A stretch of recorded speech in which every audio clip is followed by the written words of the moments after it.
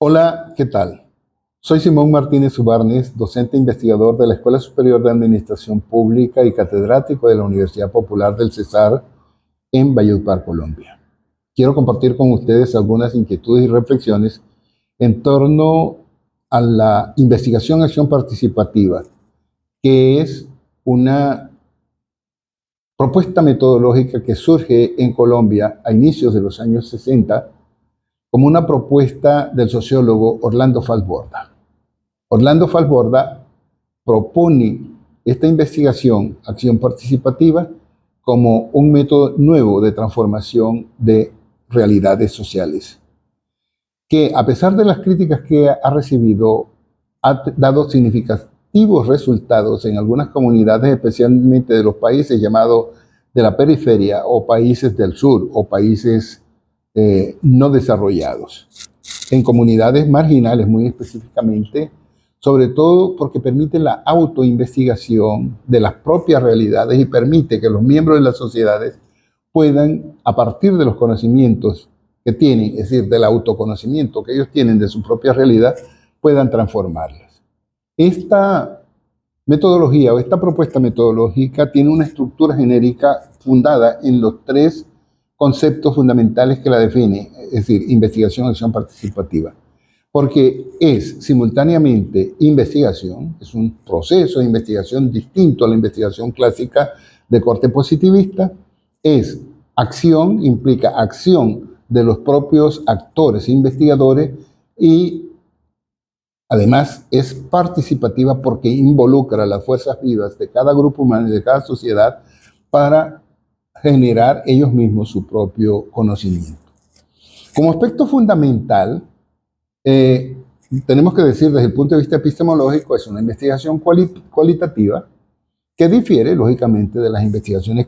cuantitativas, aunque en algunos casos recurra a algunos mecanismos o algunas informaciones de carácter cuantitativo de tipo secundario. Es participativa porque involucra a los miembros de la sociedad, los convoca, es activa, y un aspecto fundamental es que es transformadora porque a partir de los resultados los miembros desarrollan compromisos concretos de acción a favor de la transformación de su propia comunidad. En ella, desde el punto de vista metodológico, se integran diálogos de saberes y perspectivas diversas de lo que tienen los actores sociales. Es un aprendizaje enfocado a realidades concretas y muy específicas que se da en unos contextos puntuales. Además de eso, es un proceso que desde el punto de vista pedagógico y desde el punto de vista político tiene una vital importancia porque es un proceso educativo de información, formación y organización que permite la transformación y en ese sentido empodera a las comunidades afectadas. Fomenta el estudio y las interrelaciones históricas en sociedades globales de tal modo que los miembros de la comunidad entiendan que es posible que su realidad se inserte en un contexto genéricamente global. Como técnicas de investigación, utiliza la investigación-acción, lógicamente, es una investigación militante, pero al mismo tiempo tiene una particularidad que es autoinvestigación en la medida en que los actores sociales hacen una especie de construcción de su propia realidad, su propio conocimiento, es autoinvestigación y utiliza técnicas muy puntuales como levantamientos, encuestas participativas para hacer autodiagnóstico, para hacer autoevaluación, un levantamiento que permite concientización en los miembros de la comunidad, no solamente de los que están investigando, sino también de aquellos con los cuales tienen correlación. Y la encuesta que se realiza es una encuesta de carácter concientizante y a partir de eso se construye una especie de cartografía social que les permite a los actores intervenir de manera significativa. Como una forma, como un ejemplo de aplicación de lo que estas metodologías facilitan, un aspecto que es fundamental es la recuperación de las historias locales, la reconstrucción de las memorias, la reconstrucción de la historia local. Y un ejemplo que traemos es una obra cumbre en la cual, dirigida por el maestro Orlando Falsborda, un equipo de investigadores del Caribe colombiano escribió 4 tomos de lo que se conoce como Historia Doble de la Costa, representada en un primer volumen conocido como Monpós y Loba, relativo a una región específica, el presidente Nieto, con relación al poblamiento afro fundamentalmente, resistencia en el San Jorge, como una expresión y manifestación de las luchas tenidas en esta región del occidente del Caribe por la tenencia de la tierra y el retorno a la tierra como otra estrategia fundamental de participación de las comunidades del Caribe. La obra no se concluyó toda porque faltó una parte del Caribe que no alcanzó a desarrollarse, pero es un ejemplo de cómo estas obras están escritas en 2 canales, ¿sí? Se toman las fuentes tradicionales de la historia, se escribe en una página y en la página del lado se escribe toda la memoria reconstruida de esa historia contada por los mismos actores de acuerdo con la memoria cultural que ellos han preservado a través de archivos de baúl, a través de los testimonios orales y de todo lo que significó la fuerza de la oralidad en sus encuentros y hallazgos.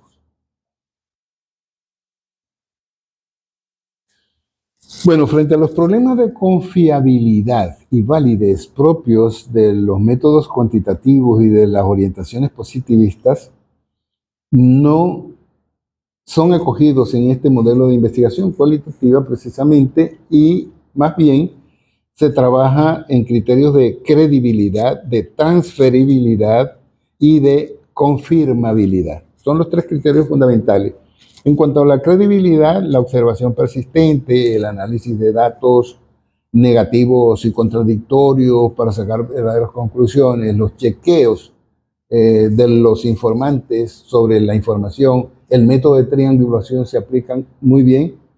y la transferibilidad es como una característica más que nos permite mostrar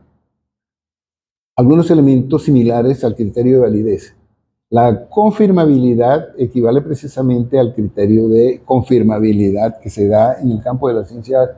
empíricas positivas. El paradigma, entonces,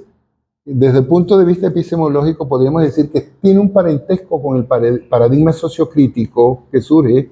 como una contrapropuesta al positivismo y a la interpretación pura desde la época de los orígenes de la Escuela de Frankfurt con Horkheimer y Adorno, en su segunda fase, allá sobre todo con Marcuse, posteriormente con Habermas y actualmente con Axel Honneth, las orientaciones que ellos tienen, el principio fundamental de la escuela el paradigma sociocrítico es precisamente una propuesta no solo de entender la realidad, es el principio fundante de la concepción epistemológica del paradigma sociocrítico, no solamente entender la sociedad, sino transformarla. Y ya nosotros precisamente con Fals habíamos avanzado en este sentido. La ciencia no es neutra, ese es otro de los principios de este paradigma, y sobre todo la ciencia está ligada a valores y a fines emancipadores, que es fundamental, y esto es una de las concepciones que Fals tuvo en cuenta desde un principio. Los lineamientos sobre los cuales se funda el paradigma sociocrítico son fundamentalmente la autorreflexión y el autoconocimiento, las relaciones dialécticas entre los miembros de las comunidades, entre los investigadores, el carácter emancipador y político, como lo hemos visto, la metodología participativa y el conocimiento como una construcción social. Es una de las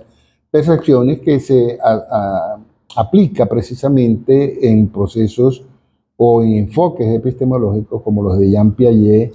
y la escuela constructivista. Pero al mismo tiempo que enfocamos o encuadramos un parentesco entre la investigación y acción participativa y el paradigma sociocrítico, podemos decir también que en el contexto planteado por Boaventura de Sousa Santos, como esa metáfora que él llamó las epistemologías del sur, La investigación y acción participativa se enmarca precisamente en el contexto de la epistemología del sur. ¿Por qué? Porque esta concepción metafórica lo que se refiere es precisamente a la reivindicación, la necesidad de reivindicar aquellos saberes y grupos que históricamente han sido oprimidos y marginados e invisibilizados por la modernidad occidental y sobre todo por la percepción colonialista que menoscaba, desprecia y anula todo tipo de conocimiento que no le pertenezca. En estas epistemologías se reclama precisamente la validez de modelos de conocimiento que no encajan en el modelo científico occidental. Por eso la IAP ha tenido tantas críticas y ha sido censurada o ha sido menoscabada, menospreciada,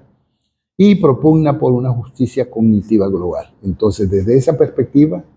nuestra conclusión es que los pilares conceptuales de las epistemologías del sur, como son la ecología de saberes mediante ese interconocimiento y el diálogo de saberes, la sociología de las ausencias, es decir, la inserción de aquellas expresiones de conocimiento que han sido invisibilizadas, que han estado ausentes del contexto, la sociología de las emergencias, es decir, la posibilidad de insertar en todos estos contextos cognitivos las nuevas propuestas que van surgiendo de la realidad externa del sur y la traducción intercultural a través de la cual nosotros podamos interpretar desde el lenguaje y el contexto nuestro aquello que desde otras latitudes ha sido interpretado con otros nombres. En ese sentido, entonces, los fundamentos epistemológicos de la investigación participativa los vemos contextualizados en el marco del paradigma sociocrítico y de las epistemologías del sur. Muchas gracias.